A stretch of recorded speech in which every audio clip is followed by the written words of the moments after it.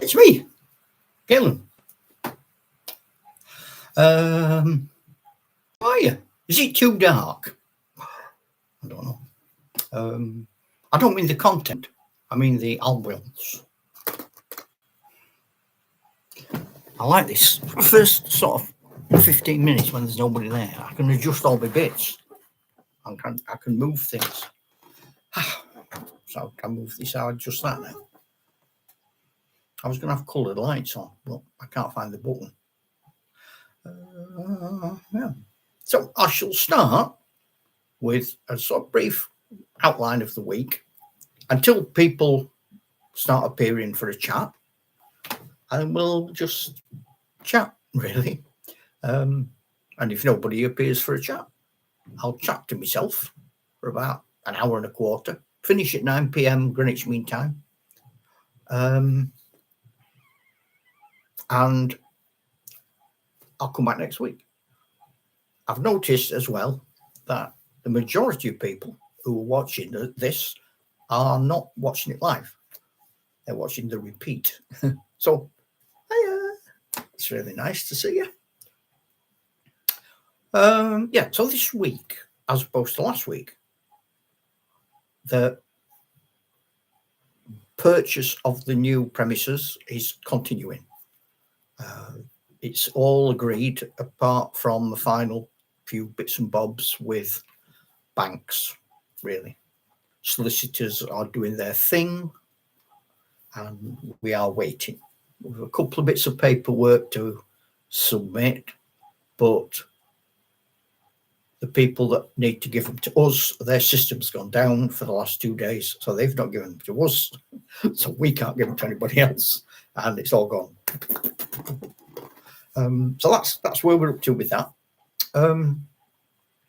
Wargaming generally in the club, we've been doing, started the week with World War I in Africa, which was an interesting game, very nice, 20 mil. And then I've done quite a bit of sci-fi, and now I am moving into pirates, and I'm using Donnybrook plus our own club English Civil War rules to put together a game that has little elements of Donnybrook, little elements of Test of Honor, which I'm hoping will become a good pirate skirmish game. I'm going to start doing it on the YouTube videos this week coming, and I'm going to start, as Julie Andrews might say, right at the very beginning, with movement and everything. And we'll tackle it live on the YouTube and write the rules out as we go along. Therefore, if you like them, you can copy them and have some rules. That'd be nice. Yeah. So that's that. Really, that's where we're up to now. I've got the laptop here set up on what is slowly evolving into a sugar plantation in the West Indies. And then my piratical chaps, Sir Pelham and his fellas, are going to attack it. And as they attack it, I shall write the rules and we'll see what happens. So that's that.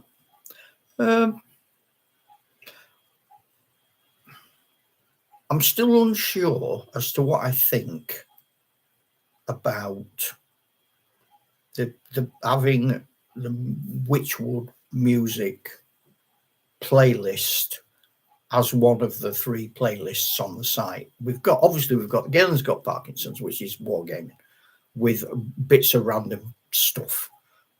Then we've got this going live as its own playlist for people who like that, can look at it. People who don't like that and can wildly avoid it. And because I didn't make the YouTube Music Studio playlist for here. I made it for myself, a bit like you do with your Apple Music or things like that. And then I turned the I went to the studio with YouTube, and there it was. And I thought, I'm not sure that's what we want to be doing. So I left it on and generally made a video appealing, asking, consulting with you, the crowd. Because I suppose a bit like you go to your Wargames club, and half the Wargames club are singing in a band at the other end of the room and not wargaming. It's not really what you're here for, is it? That dilution of the message. But then I thought, well, the whole premise of this is Galen Wood. Galen's got Parkinson's. I'm not trying to make some great contribution to the world of wargaming, which is just as well. And I've said this before, and it was on the very first video I made. It came about because I was wargaming, painting figures, listening to 70s music, and thought to myself, there may well be other people who are struggling with something and might appreciate a fellow, I don't like the word sufferer, a fellow adventurer through this morass of difficulties to tag along with and listen to what I'm doing and say how I'm dealing with it or not dealing with it, depending on how whereabouts in the curve you meet me. And obviously wargaming is important to me. It's my main hobby. I like art in general, painting pictures. I like writing. I've written loads of novels, but I don't try and get them published. I just write them for me. I finished the first one I started the first one that was a proper novel I've still got was in 1975, called The 13th Day. But I'd written right back to, gosh,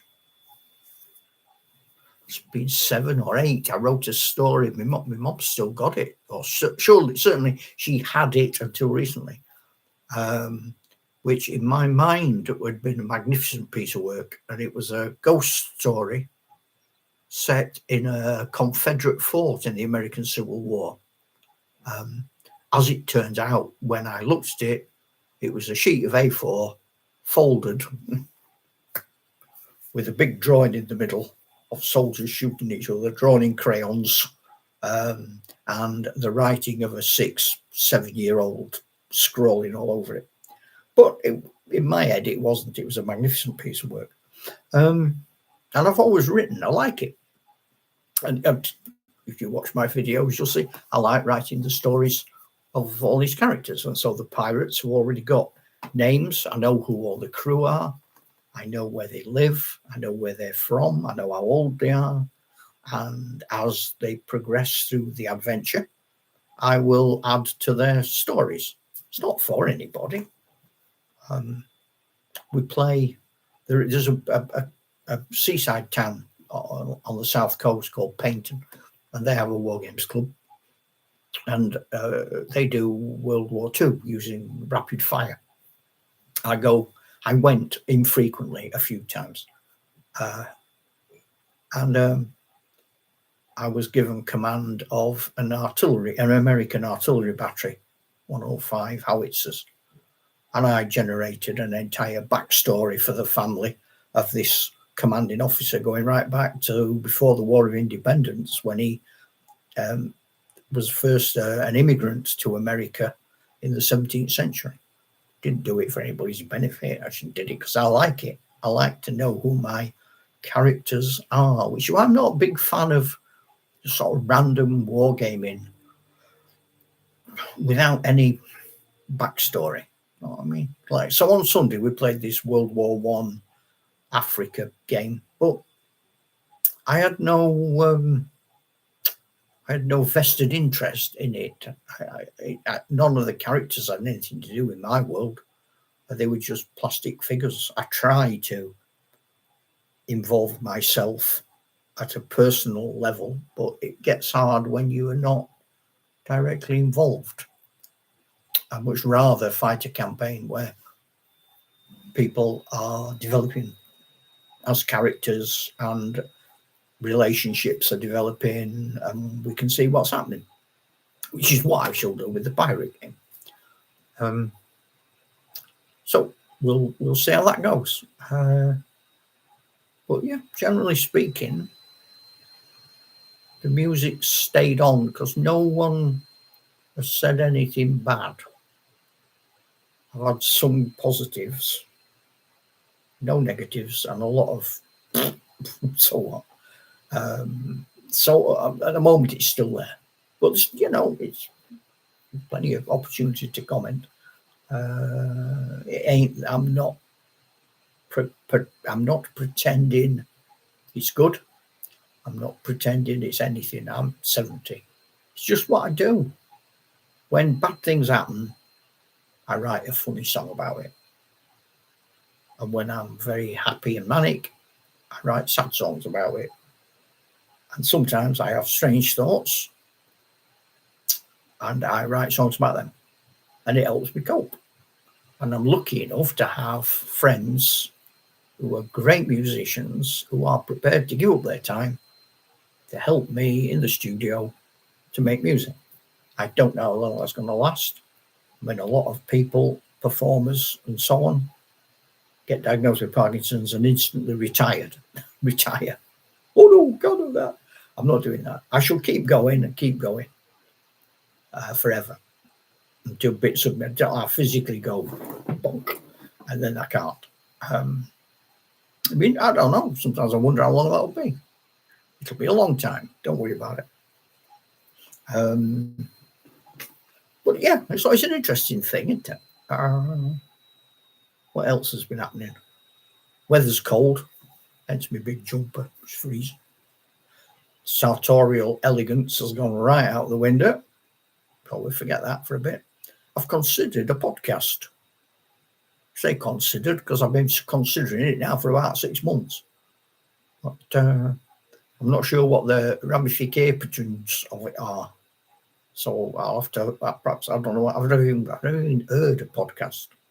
Never seen a podcast. I don't know the difference between visual ones and audio ones. And I've got the energy to keep doing it, because once you start, I think you commit to that for a bit. Long week. It's been a long week. I am, mate. How are you? Are you recovered from the hospital stuff, Neil? I've been thinking about you, mate.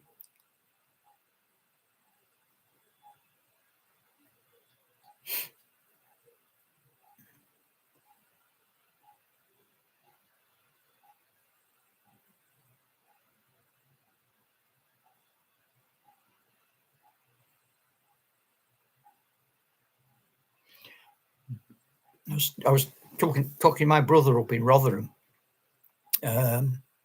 about the war games clubs up there, and he said he's in Rotherham War Games Club. There's also a Rotherham and Sheffield War Games Club, which is different, and there's a Sheffield War Games Club, which is different again. On YouTube, on Facebook, I don't know if you use Facebook much, but they've got some really good pictures of a big Dark Age battle they did on Saturday in Rotherham, and it was using pillage rules, where they all have little pillage groups charge about bashing each other. It sounded a laugh, but the scenery and the figures looked fantastic. But I did say I'd look into it, but I don't know what days they meet or anything, because I didn't know if it was up your street, if you were available. I was more interested about how you were feeling. Oh man, wow, that was quite a long time inside then, wasn't it? Inside. Oh dear, makes it sound like you've been in Borstal. How long you been inside? This is a reminder. Dried frog pills. This is a reminder. Dried frog pills. I've had my dried frog pills before I came on. I thought I'll avoid that, and I forgot to turn that off, so I've got it anyway.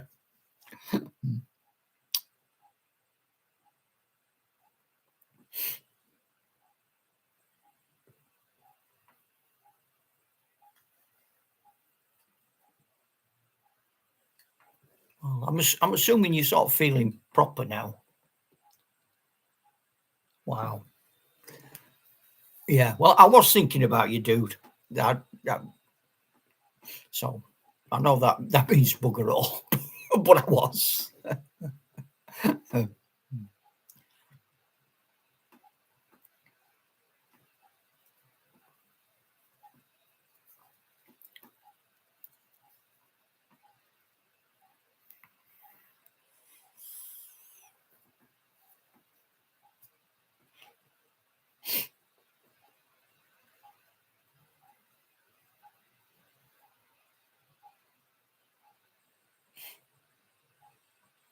I'm in the middle of potentially moving house at the moment. So it's all starting to pack things away and put things in boxes, measure the new rooms for wargaming to see if everything will fit. I think that the actual physical room is about the same, but it's got more storage plus on top of the room. And then it's got like a warehouse bit attached where I can store things. So that'll be useful. But it's not very far away. It's about 15 miles away. But it's a much nicer part of the county. It's very, very rural.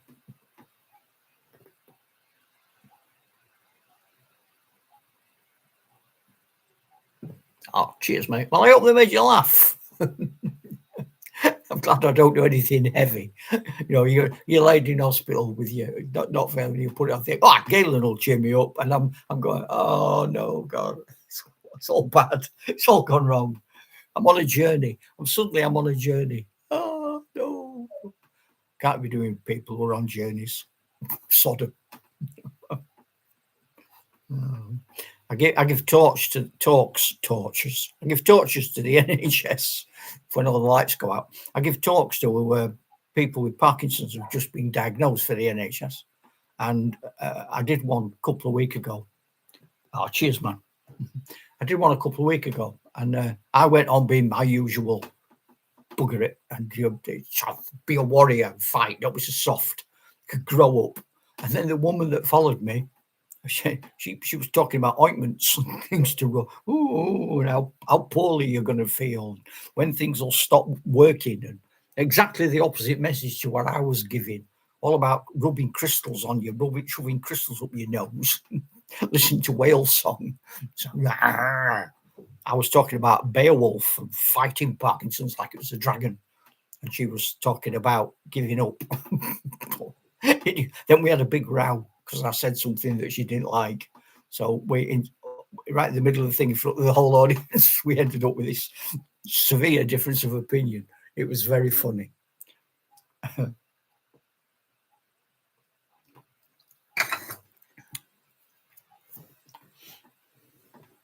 I just think you've got to fight stuff.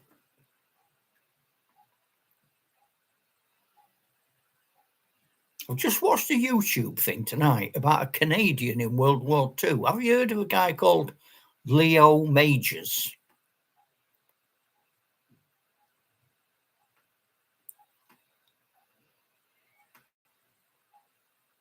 He ended up being awarded the DFC 3 times, but he wouldn't accept the first one because it was going to be given by Montgomery, and he thought Montgomery was an idiot, so he said he didn't want it. But then he got another one.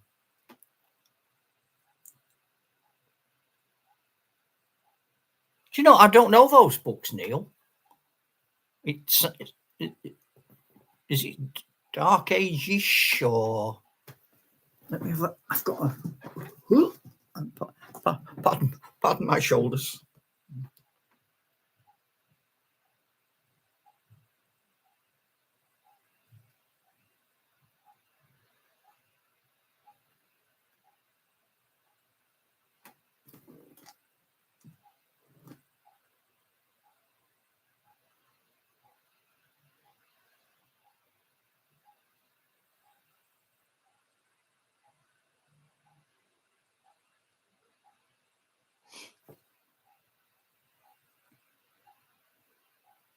Oh, fantasy. Is this the ones, Joe Diva?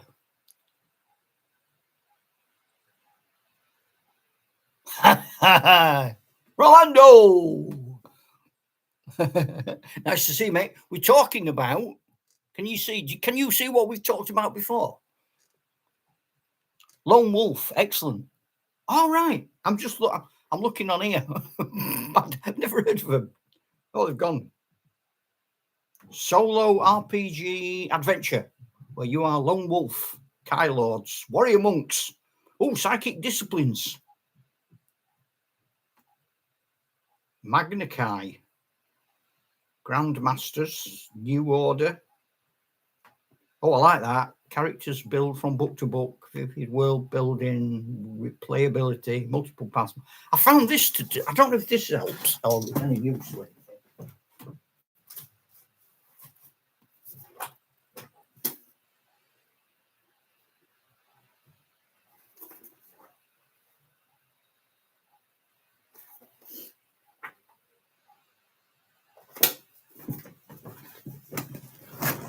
I have back. Oh yeah, they weren't the ones I had. I had the Dungeons and Dragons Gary Gygax ones. I say I had them. Kids at school had them, and I confiscated them or found them when they'd lost them. And I was a scout leader, and all the scouts used to take them on camp and sort of read them and take dice and throw them and argue with each other.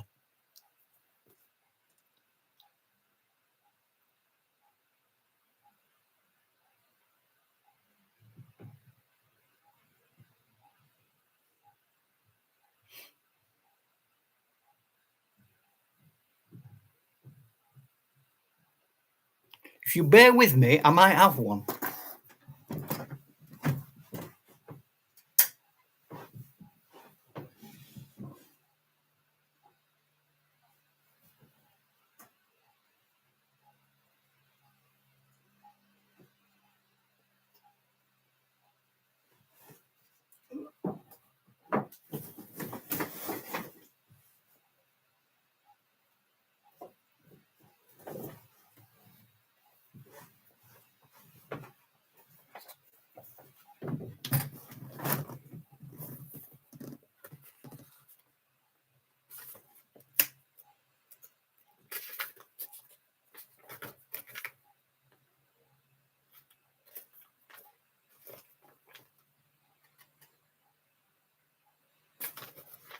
Yeah, Steve Jackson and Ian Livingston, not Gary Gygax.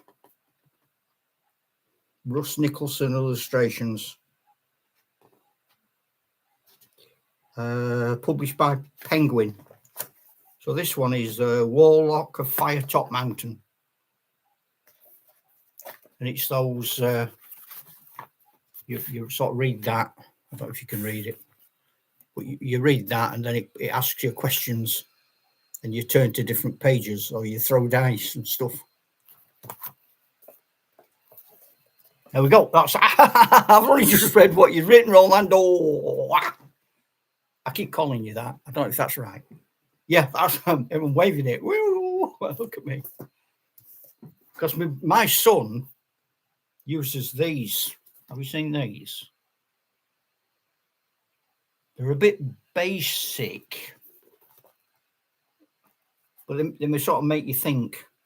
So you turn to a page and it has a puzzle on the top, and then you write your own.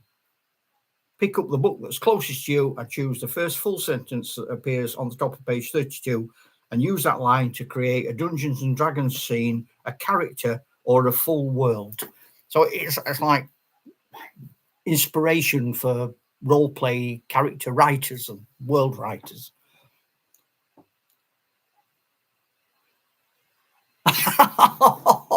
It's like we planned it, isn't it? It's like it's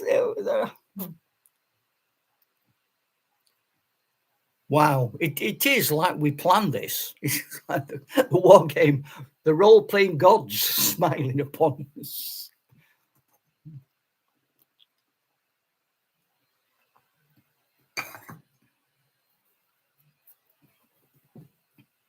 Yeah, the Gary Gygax ones, 78 to 82. They were very Dungeons and Dragons, and then these Steve Jackson, Ian Livingston took over, as I understand it. Let me ask ChatGTP. Steve Jackson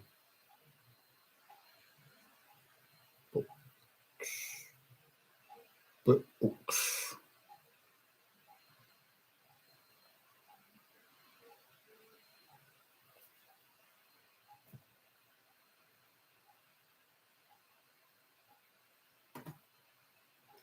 Writing fantasy.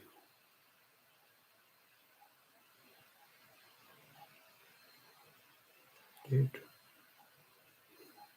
Gary Gygax do any? See, the thing is, when I'm convinced I'm right about something, that's when absolutely, totally stupid. Oh, yeah. Gary Gygax wrote the Rogue novels, Gord. Gord is a thief adventurer in the world of Greyhawk.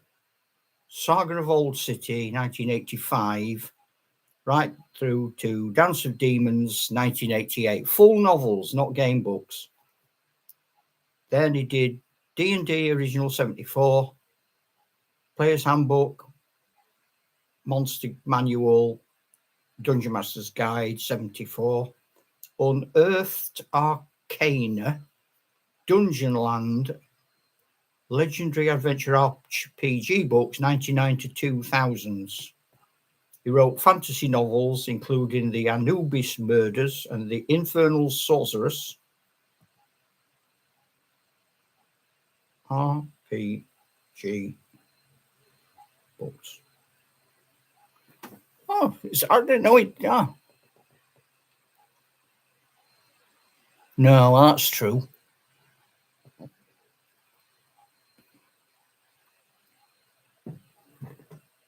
Well, I'm sure you say that, Neil. I'm showing my age because I was too old. It was all the kids I was teaching that were into God and all the Warlock of Firetop Mountain. I sort of was leaving university when Dungeons and Dragons came out in 74, 75.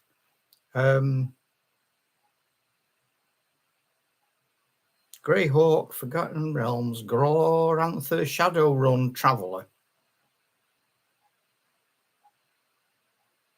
Iron Swarm. Have you seen any of these? Was it? What about the Iron? These are solos. 4 Against Darkness, 1,000-year-old vampire. Gary Gygax Legacy. GURPS, Genetic Universal Role System. Call of Cthulhu. My kids play that. They are, well, my daughter's 14, my son's 38, but they're into Call of Cthulhu. Warhammer. I don't want to go in any direction. I want to talk to my boys.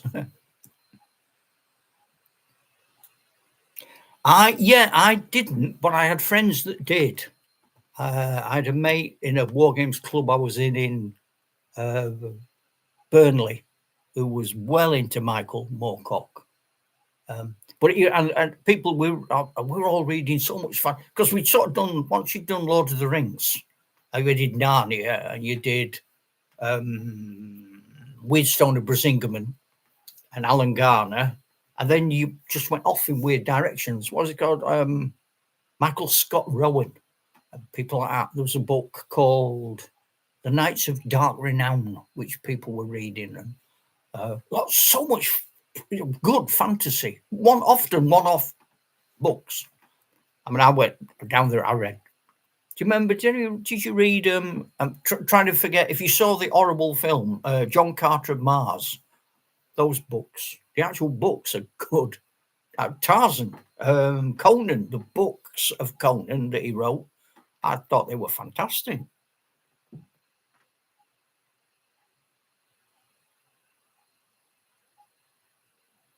Ah.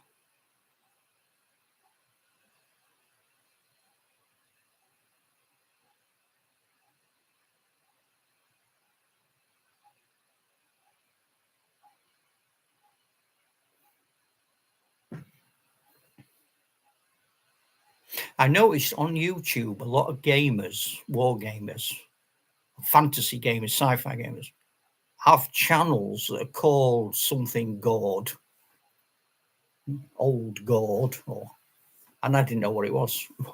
That's what it must be. I'm learning. But when I was reading like about use of dice back in the 60s and early 70s when I first went to clubs. And apparently in rules like irregular miniatures, Starguard, it didn't tell you how many dice to throw. And the Americans tended to throw 2, and the Brits tended to throw 1. So if you were activating a unit, like in an Osprey game, and you needed a 6 to activate, Brits, you had to get a 6 on a D6, where the Americans threw 2 D6, so it was more likely to activate. And it gave them faster games.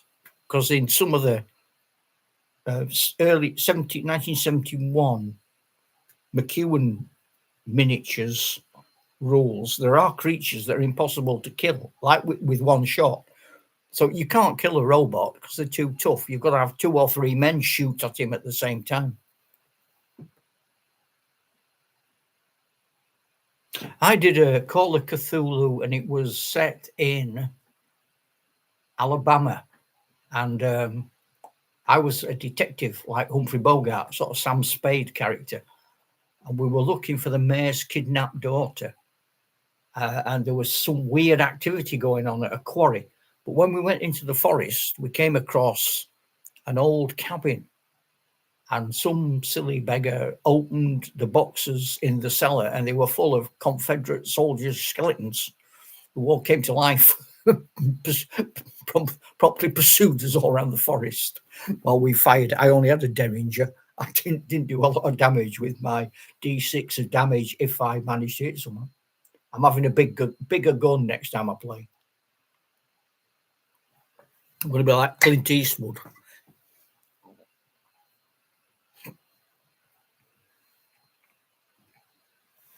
I like all this role play. During lockdown, I played a lot of Traveller, which I'd never played. And I played it online, with other people. But apparently, Traveller's been around for years. Well, back into the late 60s, people were playing Traveller before Dungeons and Dragons, which I didn't know. I always think if I meet a game, I tend to think that's when it was written. So I come up across systems and think, oh, that's modern. And then it turns out it's like yonks old. I just never met it.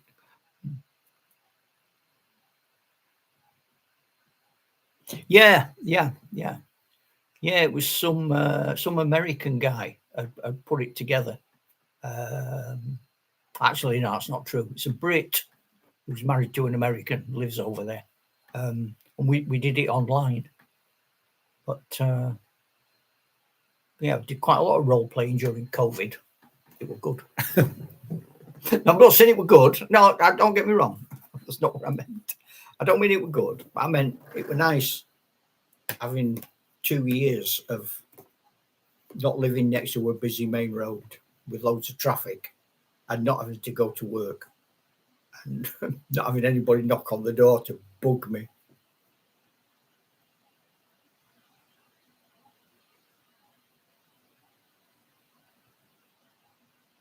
Oh, right. No, I shall check in my chat GTP of all knowledge. Come on, where are you? Traveller.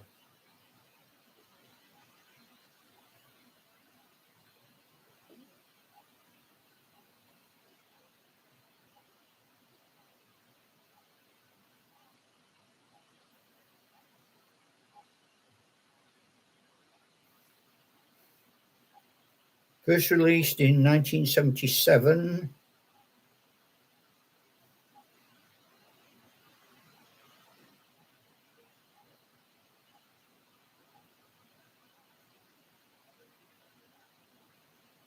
Yeah, original Little Black Books, Mega Traveler 87, New Era 83, GURPS 90s to 2000, Mongoose Traveler 2008.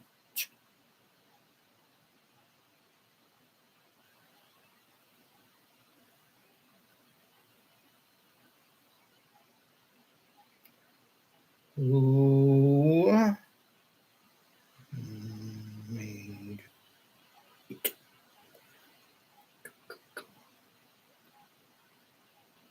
Mark Miller, Game Designers Workshop, GDW in 1977. Mark Miller, Frank Chadwick, Lauren Wiseman, John Harshman. Games Designers Workshop, a major American war game and RPG publisher responsible for Traveller, Twilight 2000, 2300, Alzante High Lightning. Closed in 1996. Rights went to Mark Miller, who controls it today. Oh, there you go. I go to ChatGPT for everything. So I came to Traveller really quite recently. So because my son-in-law playing it, I've never been big on sci-fi, really. It's not really been my bag. I've had my squats, and I had some 1974 miniature figurines, say on pinheads. But really, I tend to, if someone's doing a game, like in a club, oh, we're doing Romans. Well, okay, what do you need? We need some goals. All right, I'll get some goals. And so I have bits of everything going right back. I've got Macedonians right up to sci-fi, all different makers, different scales. I've got colonials, I've got Sudanese, I've got Mahdists, you name it, I've got it.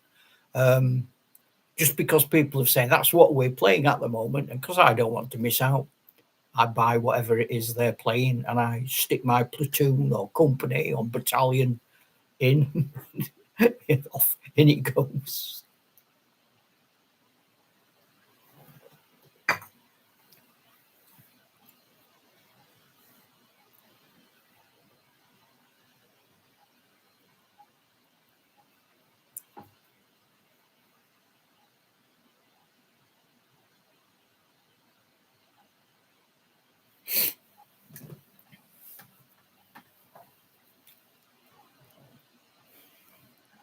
So when I was at university, I went to Leeds Uni, and we had a war games club, but it was historic. It was Napoleonic Hinchcliffe, 25mm Hinchcliffe, using War Games Research Group, and that's what it was. It was academic. It was proper. There was no messing about. There was no fantasy. There was no English Civil War. There was nothing. It was Napoleonic. If you wanted to do anything else, you did it in the privacy of your own bedroom, like any decent Englishman.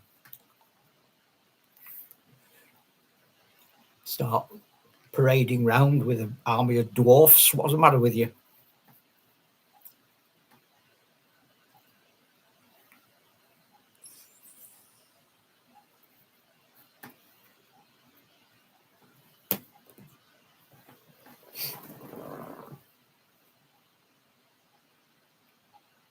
Yeah, I only got Dungeons and Dragons by accident. Played we had a lot of Avalon Hill games, like Sorcerer's Cave.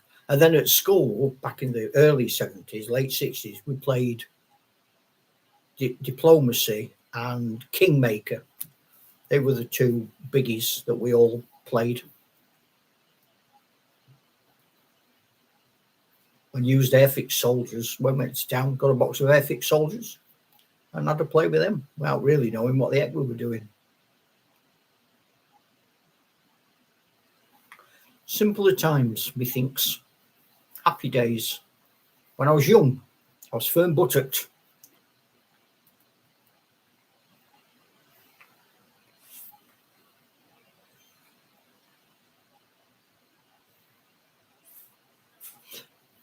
I'm starting planning now for my winter themed games. Adam, I've got a few ideas. So I'm going to have some winter themes. The snowy cloth's going to come out. And my red wizard, who looks very much suspiciously like Father Christmas, because Foundry brought out a few years ago now, they brought out like a Christmas vignette, and it was Father Christmas as a wizard and two goblins, like little snotling type goblins, pinching all the kids' presents. Last year I got the Death from A Christmas Carol, Scrooge. I got him. So I've got Death. I've got two lads dressed up as either side of a pantomime horse, and I've got a lot of partying Vikings, several of whom are inebriated. So there's all sorts of Christmas frolicking I can do. I'm sure my pirates can find themselves a frolic at some point. Bit of Frostgrave, that's nice and snowy. Squats could land on a snowy planet. It's all coming together.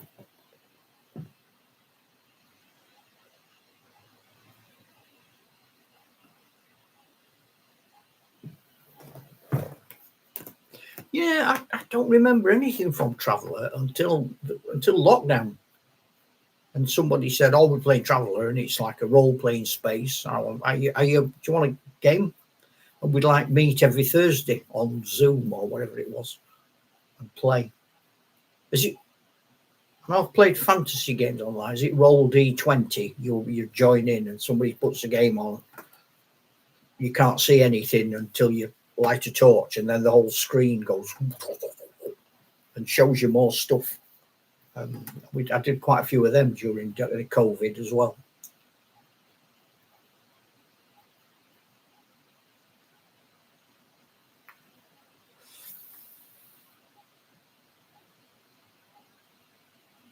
It's only the last few years I've got into sort of the modern skirmishy type games. When I came down to Devon, which was 13 years ago now, I'd not played any of the Osprey games. I'd not played Test of Honor.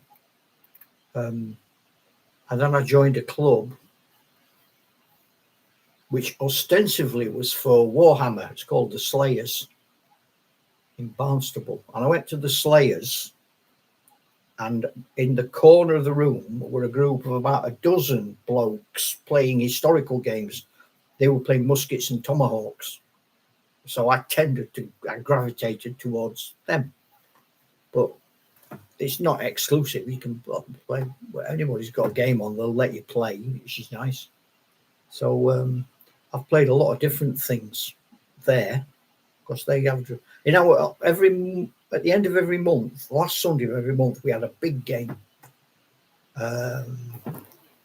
where everyone turns up with scenery and figures, and we have a themed game. And the next one's going to be Lord of the Rings, Saruman versus the Rohirrim, using miniature figurines, figures and rules from 1974. And then we do in January, I think it's January, we're doing Wars of the Roses at 28mm, which will be interesting because very few of us have done anything medieval. And then there are plans to do Wings of War, World War I air combat, which might be fun. Sort of eight aircraft aside in the air, all commanded by different pilots on a massive table. I can see that ending up as mayhem.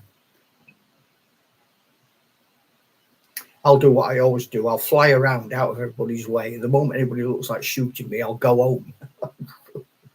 Oh, he shot at me, Sarge. I've got bullets. I've got bullets all in me. What do you call it?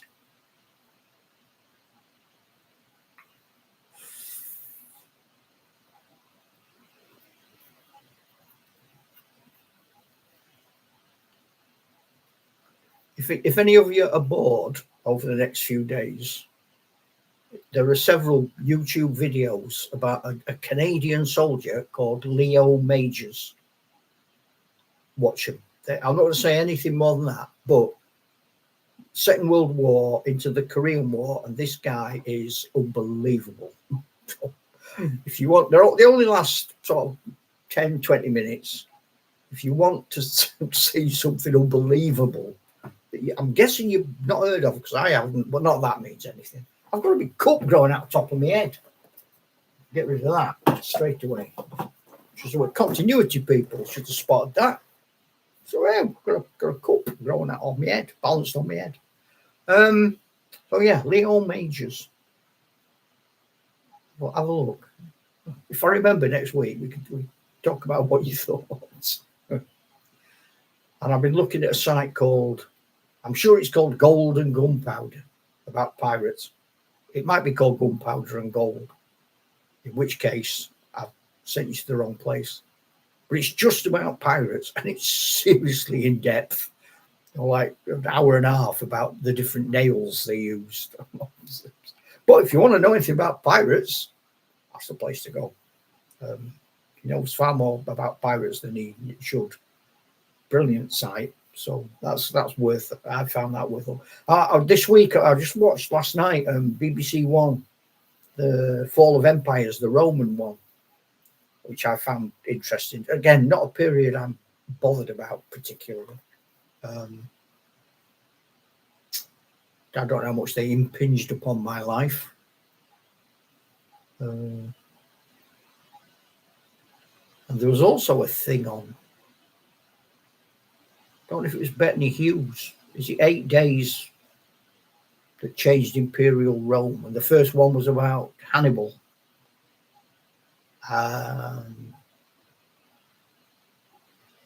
His final battle. That was interesting. But the next one of this BBC series about empires is Egypt, which I'm guessing we all know about Egypt. You know? Just watch Carry On Cleo. And then they're doing the Aztecs, and they are doing the samurai. So might be worth a look. I don't know. Something into it. When you think there's nothing on, unless you like me, got a wife that owns the telly and makes me do this instead of watching what I want to watch, because she's watching Coronation Street. Boo, boring.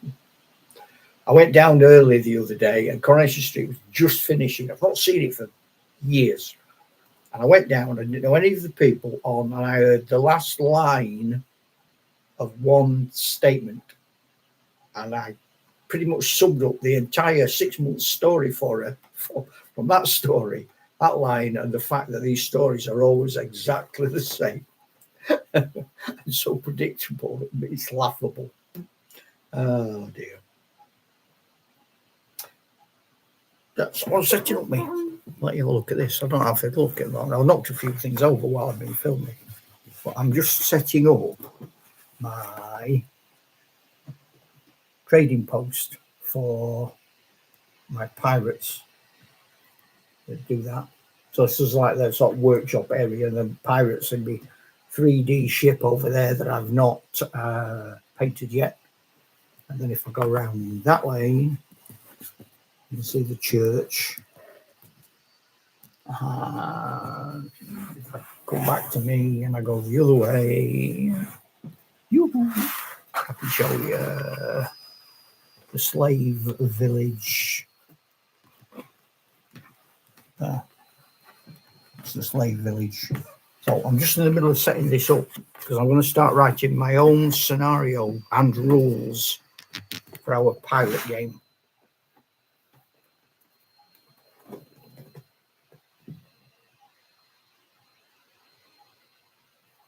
That's is it Arminius, who lived as a sort of hostage swap business, and then he came back, didn't he? Varus. Varus, bring me back my legions, bring me back my golden eagles. Grrr. That's my impression of a Roman emperor, getting all gloomy about losing his eagles. That was a bit daft of him, wasn't it, really? Follow me, lads. I'll show you how to get through the forest. Oh, thanks very much. Hang on, he's beetled off. Where's he gone? he's gone. What do you mean he's gone? He's gone. He's left us all strung out in a long, long line down this thin, meandering forest. It's really dark and thick, and we don't know where we're going.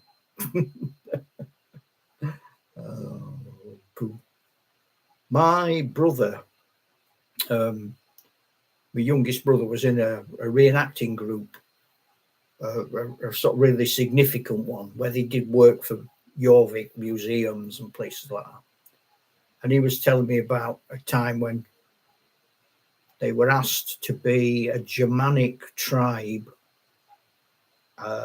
in a research project. So they went in this big forest, about 70 acres of forest, as primitive Germans. And they were told that sometime over the 4 days they were there, a Roman patrol would come through the forest and they had to try and ambush them. But they weren't given any more information than that. But my brother said you could hear them. You could hear the Romans coming from miles away, you know, giving orders to march and all the chinky, chunky, chonky noises of the armour.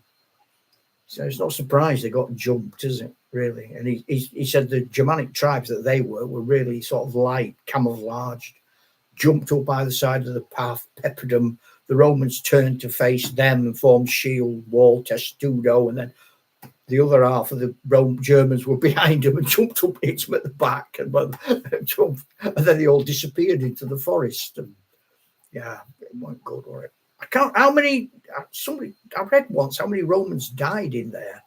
Didn't they find the remains relatively recently? I have a feeling archaeologists found some places that they thought could well be the site.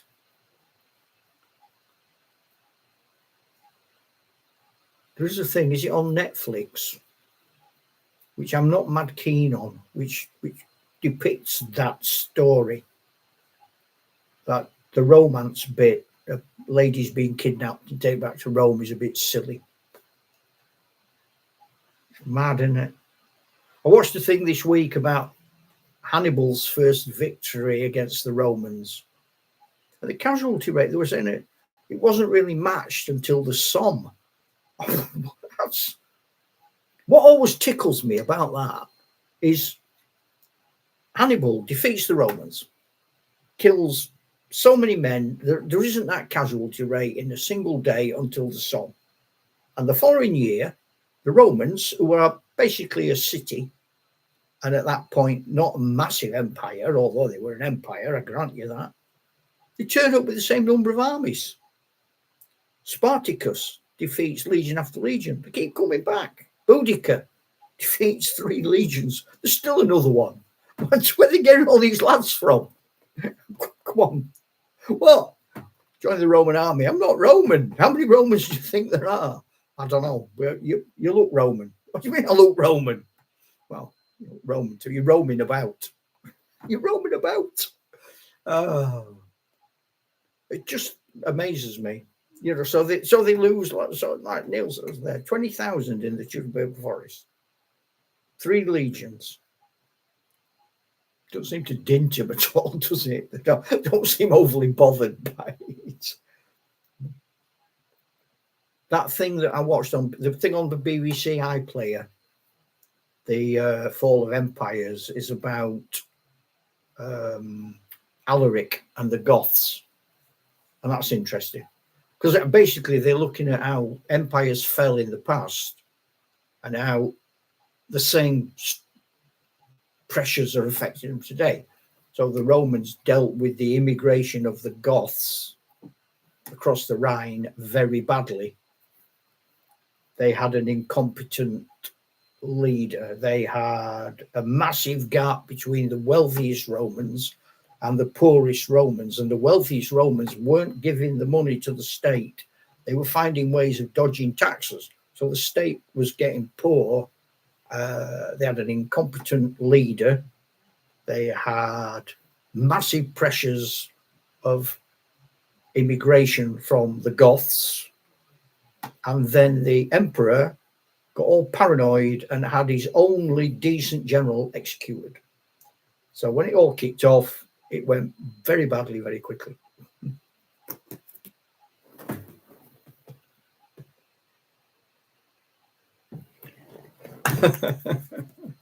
Yeah, did you see any of the criticism of the William the Conqueror Harold thing that they did?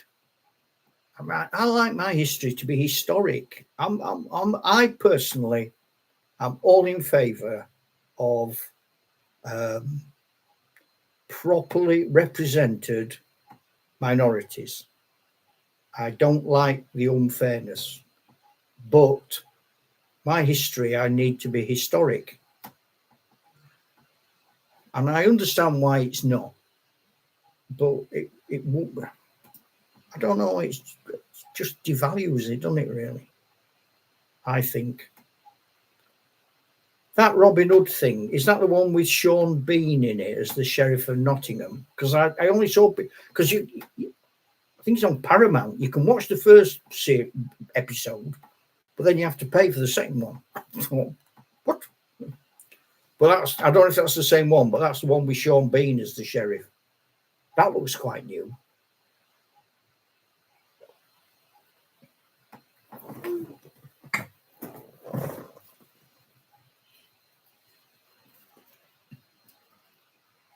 See, I think, I mean, as an ex-history teacher, I believe that when people watch history, all right, I'll have a look, Neil.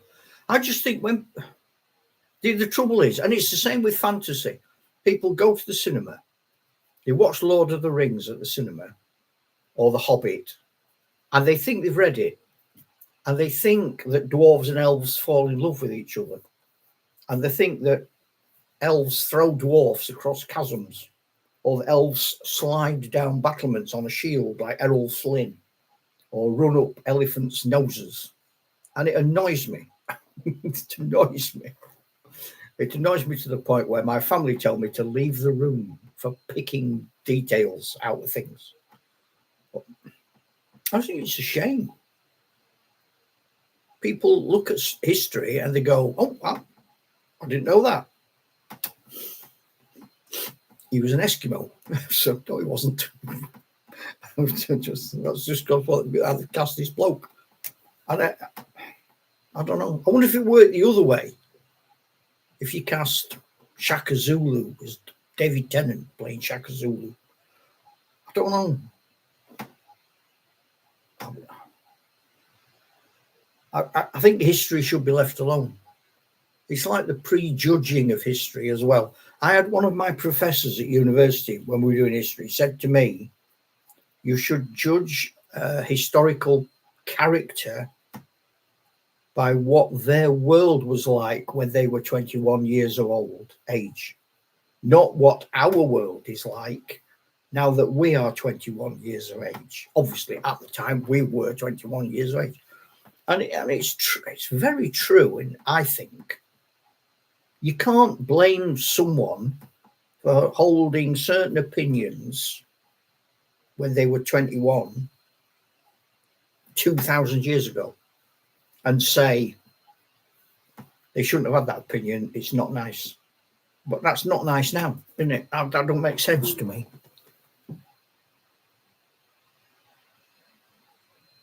Yeah, I know. I can't argue with you. You've got me there. I love it. The thing with Zulu is you wish the historical inaccuracies were true, and that the true story was the inaccurate one. You know, the men of Harlech and all that. It's just a cracking tale.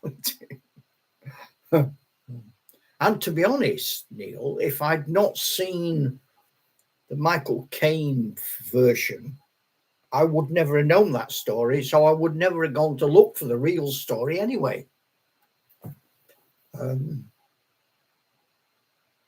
So they do serve a purpose, don't they? People who are not going down that road might be tempted to say, hang on a minute.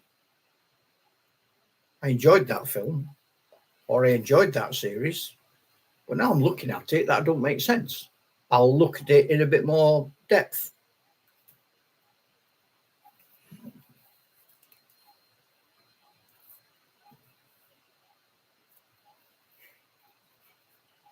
Baden Powell, the scout guy, said you should never let facts get in the way of a good note, a good told story. I paraphrase, but that's basically what he said. And I must admit, I do agree with him.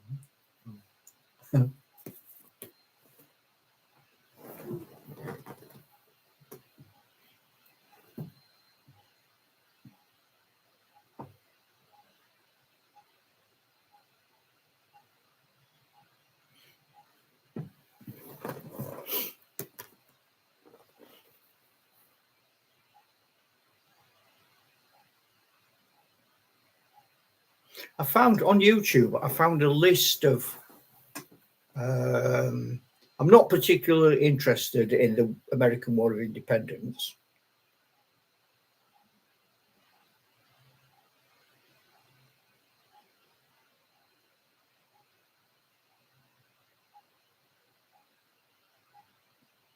Yeah, and it's just good fun, isn't it? I mean, it's a good film, and it's got the spirit. I suppose if you do things like a history lecture, they're not fun. So people don't listen unless they're mad keen on the history, in which case they can go and find that out for themselves. It's meant to be entertainment, I suppose. Maybe I get too wrapped up in it all. Yeah, I'm sure that's true. I mean, one of my favorite films, Dennis Quaid in The Big Easy. And I am told by American friends that his New Orleans accent is shocking. But I don't care. I love it. Can I tell you? Well, yeah, I saw this thing on YouTube, and it was the American War of Independence, and it was the most historically accurate films. And I was surprised about some of them. A couple of them were musicals, not Hamilton, no, really old films from olden days that actually used transcripts from the time when they were arguing over the Declaration of Independence. There's a spy thing on called Turn. It's on Netflix or Prime, and apparently that's very accurate. And then there's another one with blinking heck. It's got something like One April Morning. It's got somebody mega famous in it. It's not helping, is it? And it's about the first early action in the war. That's meant to be very accurate. I can't remember what that bloke's called. It's on my head. He's like a sieve at the moment. I'm hoping it's temporary.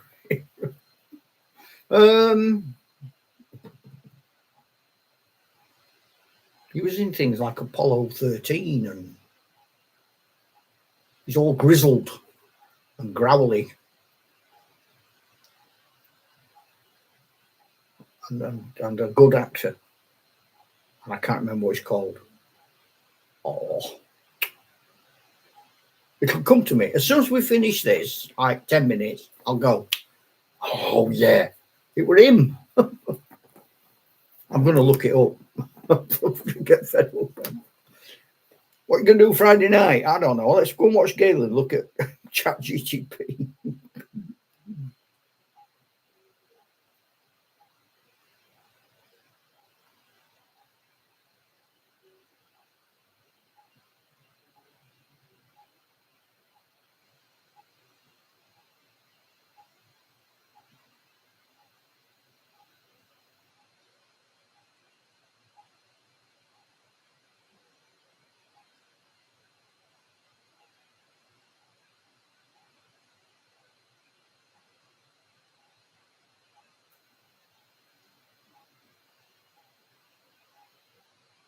Tommy Lee Jones.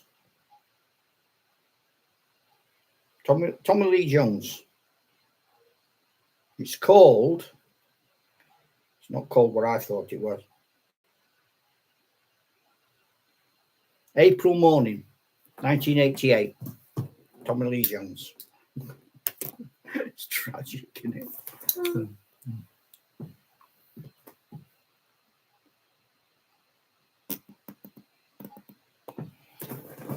Yeah, Dennis Quaid's in. I like Dennis Quaid. I like him in. I can't remember which one it is. They did 2 films, didn't they, about Gunfight at the OK Corral? And Dennis Quaid is Doc Holliday in one, and that Val Kilmer is Doc Holliday in the other. One of them is one Wyatt Earp. In one of them is what's his face, and in the other one it's somebody else. But yeah, in that April morning, it's Tommy Lee Jones, and it's Battle of Concord. But they were saying on the historical thing, it's really good. Oh, cheers, mate. Tombstone. It's really good because even little tiny things. So when the Paul Revere type character rides through, he doesn't shout, "The British are coming," because they wouldn't have done. They didn't consider themselves not British. He shouts, "The regulars are coming," which was what they actually shouted. And there's a great scene as a wargamer. It's a great scene, and nothing much happens. But it's all the British troops landing across the river, and as they come in, they all disembark from the boat. So you've got the Hessians, and you've got the line infantry, light infantry, the grenadiers, and the uniforms are spot on, absolutely brilliant. The film's it's okay, but it takes the full Lexington sort of Concord experience right up from when the first shots are fired to the British withdrawing down the lane and being harried all the way home. So that was quite interesting. But there were a few. It's like, I think it's called something like the 5 most historical films about the American War of Independence. Because I saw there's another one in the same series, and it's the 5 most accurate portrayals of battle in World War II. And what Band of Brothers is on there, Saving Private Ryan. So that was interesting as well. Tell you what I did the other day. I watched. I went to the cinema a few years ago to watch Dunkirk. You know, that's new one. It's not new now, but newish, with Tom Hardy and Harry Styles and people in it. I fell asleep. It was bad. But then I watched the other day John Mills in the 1947-ish one. It was a great film. What a cracking film that is. That was a proper story that started and finished and at a point. And that was gripping. Just shows. You don't need all these fancy effects. My mates just went last night to watch the new Predator film. Well, I saw him this afternoon. We were planning the war games for next year because we have so many campaigns on the go. If we don't plan it, nothing gets done. And I said to him, "How was Predator?" He said, "We're bored. It were horrible. It's all CGI and dark and rubbish." So it's okay. I'm not going to bother seeing that then. Well, I'm coming, ladies, gentlemen, and those who can't be certain, to the last 5 minutes of this wonderful ramble through the world. Hopefully see you next week, if the levee break, and God willing. And I'm going to say, as is my want, ta-ra, Chuck.